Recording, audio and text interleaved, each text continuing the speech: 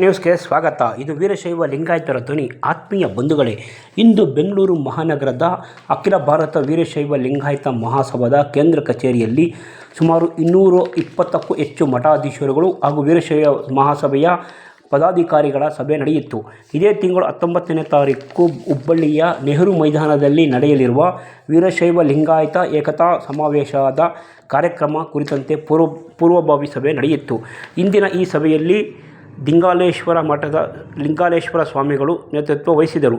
ಹುಕ್ಕೇರಿ ಮಠದ ಚಂದ್ರಶೇಖರ ಶಿವಾಚಾರ್ಯ ಸ್ವಾಮಿಗಳು, ಮುಂಡರಗಿ ಶ್ರೀಗಳು ಮತ್ತು ಅಖಿಲ ಭಾರತ ರಾಷ್ಟ್ರೀಯ ಶಿವಾಚಾರ್ಯ ಪರಿಷತ್ತಿನ ಅಧ್ಯಕ್ಷರಾದಂತಹ ದಾರಮಂದ ಶಿವಾಚಾರ್ಯ ಸ್ವಾಮಿಗಳು, ಚಿಕ್ಕತೊಟ್ಟಲು ಕೆರೆಯ ಅಡವಿ ಮಠದ ಅಡವಿ ಶಿವಯೋಗಿಗಳು, ವಿಭೂತಿಪುರ ಮಠದ ಶಿವಯೋಗಿಗಳು ಹಾಗೂ ಶಿವಗಂಗೆಯ ಶ್ರೀಗಳು, ಹಾವೇರಿ ಹುಕ್ಕೇರಿ ಮಠದ ಶ್ರೀಗಳು, ಬಳ್ಳಾರಿ ಕಲ್ಯಾಣ ಶ್ರೀಗಳು ಸೇರಿದಂತೆ ಸುಮಾರು 220ಕ್ಕೂ ಹೆಚ್ಚು ಮಠಾಧೀಶರುಗಳು ತಮ್ಮ ಅಭಿಪ್ರಾಯವನ್ನು ವ್ಯಕ್ತಪಡಿಸಿ ಹುಬ್ಬಳ್ಳಿಯಲ್ಲಿ ನಡೆಯತಕ್ಕಂಥ ವೀರಶೈವ ಲಿಂಗಾಯತ ಏಕತಾ ಸಮಾವೇಶದಲ್ಲಿ ರಾಜ್ಯ ಸರ್ಕಾರ ಕೈಗೊಂಡಿರುವ ಶೈಕ್ಷಣಿಕ ಹಾಗೂ ಸಾಮಾಜಿಕ ಜಾತಿ ಗಣತಿಯಲ್ಲಿ ಎಲ್ಲರೂ ವೀರಶೈವ ಮಹಾಸಭೆ ತೆಗೆದುಕೊಂಡ ನಿರ್ಧಾರಕ್ಕೆ ಬದ್ಧರಾಗಿದ್ದೇವೆ ಎಂದು ಇದೇ ಸಂದರ್ಭದಲ್ಲಿ 220ಕ್ಕೂ ಹೆಚ್ಚು ಮಠಾಧೀಶರುಗಳು ಇದೇ ಸಂದರ್ಭದಲ್ಲಿ ತಮ್ಮ ಅಭಿಪ್ರಾಯವನ್ನು ವ್ಯಕ್ತಪಡಿಸಿದರು.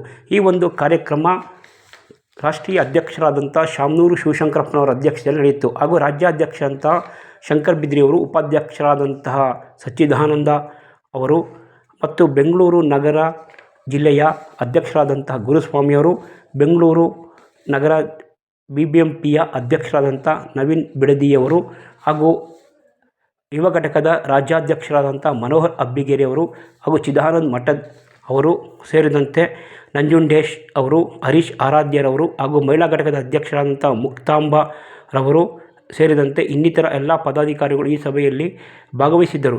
ಈ ಕಾರ್ಯಕ್ರಮದಲ್ಲಿ ಸ್ವಾಗತವನ್ನು ಅಖಿಲ ಭಾರತ ವೀರಶೈವ ಲಿಂಗಾಯತ ಮಹಾಸಭಾದ ಕಾರ್ಯದರ್ಶಿಯಾದಂಥ HM ರೇಣುಕಾಪ್ರಸನ್ನನವರು ಸ್ವಾಗತ ಮಾಡಿದರು. ಈ ಒಂದು ಕಾರ್ಯಕ್ರಮದಲ್ಲಿ ಎಲ್ಲ ಮಠಾಧೀಶರಿಗೂ ಹಾಗೂ ಎಲ್ಲ ವೀರಶೈವ ಲಿಂಗಾಯತ ಮಹಾಸಭಾದ ಪದಾಧಿಕಾರಿಗಳು ಈ ಸಮಾವೇಶವನ್ನು ಯಶಸ್ವಿಗೊಳಿಸಲು ತಾವೆಲ್ಲ ಬದ್ಧರಾಗಿದ್ದೇವೆ ಎಂದು ತಿಳಿಸಿದರು.